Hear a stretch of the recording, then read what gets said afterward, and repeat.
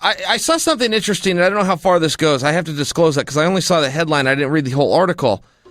But Tony Ferguson had come out and said he had a demand to do the Khabib match, to do the rematch, which is just simply if Khabib doesn't make weight the next time, Tony gets the belt. He becomes the interim champion. Fine. I thought the bigger story in that headline was that somebody's talking to Ferguson about fighting Khabib, that it's not a foregone conclusion that from a bracketed situation he wins by forfeit and we'll just move on to Conor. I thought that was interesting because I still believe there's room for a Conor Diaz match. And I think as long as Khabib and Tony are staying together, it does preserve a likelihood of Conor Diaz. Now, the only way that any of that matches up is with dates.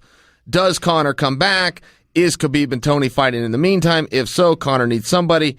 And that would be the Nate Diaz situation. So I don't know, but I did think that was interesting. And I liked it from Ferguson's standpoint if my hypothesis is right, because we were promised that fight. We were promised Tony with Khabib.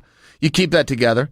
The promotion spent millions of dollars marketing that fight, so why burn it? Is also my opinion. So I kind of liked it. I thought it was good news. And frankly, Tony's not asking too much. He's not really asking too much at all. Now, you've said this in the past, how the contracts work once you become a champion.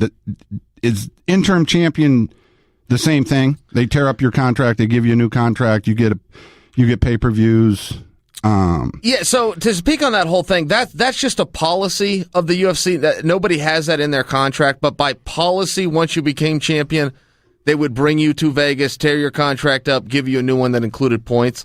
And they've held that policy for a number of years. I think that's what you're speaking on. So would that kick in for Tony? Yeah, he might be able to have a new conversation, but none of that is guaranteed. Listen, I'm at the same spot I was 3 months ago. The best fight you can make for me as a fan is Nate and Conor. 3. That's the same spot we were 3 months ago. So you're preaching to the choir on that. Yeah, I don't disagree with that. It's just there has been a question of why wasn't that made? It did such incredible business. History of fighting says if you split, you go to a rubber match. Now you've got the weight class, you've got the time. I think you have more on the line. I think you have a bigger storyline now that they would do it at 155, that Conor is the champion, that more is up for grabs. But I get that that's a magical spot, that a lot of things have to align besides just contendership. I get that there's a whole show and a whole bunch of business that comes there. But I have always thought, why isn't it Conor versus Nate 3? The story's there. The marketing's done. You want to talk about footage. Every time you build a fight, you show one guy fighting another guy. And what would happen if they matched up? Well, you actually have these two guys fighting with the finishes and the decisions and the whole bit. It just seems from a marketing standpoint, you've got all the pieces, man. Put them together.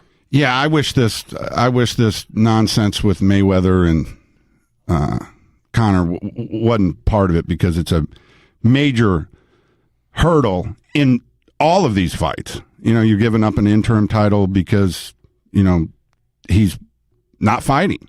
So I would love to see that. What are some other fights, big fights, you would like to see? Oh, some other big fights. Well, I think where they placed GSP was also interesting to me. I'm now on board with the Bisping fight after that press conference. I think that's more fun. But GSP versus Anderson right out of the gate. You were a GSP versus Nick Diaz. I'll watch that fight, but that didn't do anything for me more than the Bisping did. Good fight. Already seen it. What wasn't controversial the first time, don't need to see it again. I don't know. I don't know in terms of big fights. You saw what just happened to Rothwell? You saw Rothwell got flagged by USADA? I did. Do you have any information on that other than the headline? That's exactly what I was going to ask you. Any word on the substance? Now, if I remember right, Rothwell was in the hot seat once before, so this would be number 2. It wasn't with USADA, but I believe Rothwell served a suspension before, didn't he? 2013 was for TRT or high testosterone or whatever that was back then, or he didn't have the exemption or whatever that was. So this is number 2, and man, I read that and I was like, no, man, he's so close. I wanted to see that fight. I like Big Ben. So, what do you mean that fight? Did he have one lined up? And this cost a fight? Yeah, with Verdum or Dos Santos. Okay, he's got a fight with Verdum or Dos Santos, and now that fight's scratched. No, who's Stipe got? Stipe has Dos Santos. Okay, so yeah, it was with Verdum. And now that, well, it's not officially scrapped yet, but I don't think we've ever saw USADA come out and say, hey, this guy's been flagged. And then 2 weeks later, we're like, hey, we're all good here.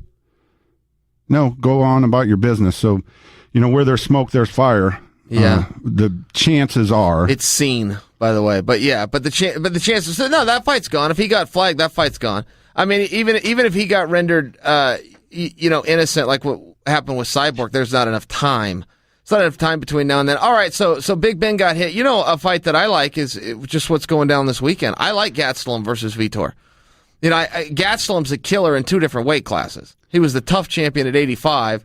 He went on a tear at 170, including beating the former champion in Johnny Hendricks, including having the worst single performance of his career and still getting a split decision over the current champion in Tyron Woodley. And now he's at 85. And there's something with Vitor for me that hasn't gone away. It's still Vitor. There's still a lot there to watch. There's a reason that he's still a main event fighter. Hey, saw and seen I and me, boy.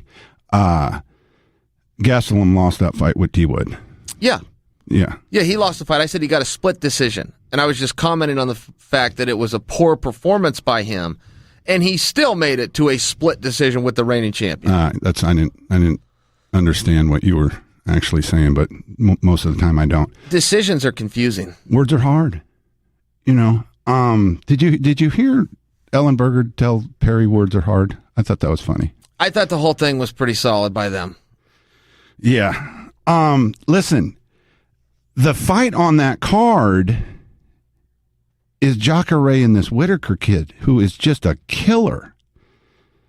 That's the co-main event, and that you have literally no idea what you're talking about, do you?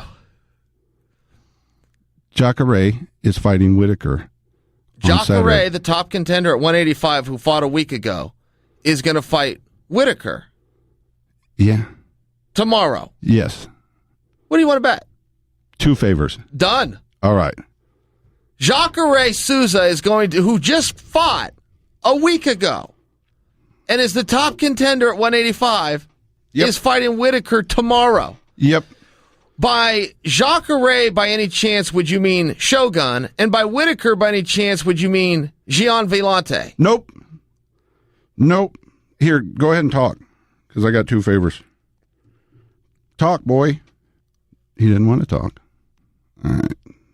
Do you contest that Shogun Villante is the co-main event? No, he's fighting. Shogun's the 3rd fight on that card. Jacare is the co-main event tomorrow. The top contender in the world is going to fight in 24 hours, and I don't know about it. Yep. Against Whitaker. Yep. Another top 5 fighter in the world. Yep. And they just decided to not tell anybody? Well, they told me. Hey, guys, here's an idea. Let's make a fight, but let's not tell anybody. What website is it you're going to that takes this long? I mean, that's the one thing about the internet. For most people, it's kind of instant. Hello, Joel. I'm working, bud. Leave me alone. What website are you on? I got 2 favors on this. I'm not getting a signal. Yeah, Robert Whitaker to face Jacare Souza. Where? When? Tomorrow, bro. No, stop. Oh, jeez. You're making this up. Australian middleweight contender Robert Whitaker will face Ronaldo Souza on April 15th. All right, so it's not tomorrow, but he is facing him on April 15th, so that's close. And I am now owed 2 favors. I don't. We're gonna have to run that back. I mean, run it back. The whole thing is being taped. There's no room for misunderstanding. You said they were fighting tomorrow. I even argued the spot on the card, to which you then argued and said Shogun is the 3rd down on the card. I mean, I'd say you made your stance pretty clear. Well, are you sure today is not April 14th? Yes. Yes, I am. Positive. Yep. All right, so there's no way that we'll ever know who's right on this, so we'll just move on. We call it a draw? Yep. I'm willing to do that for you. So far.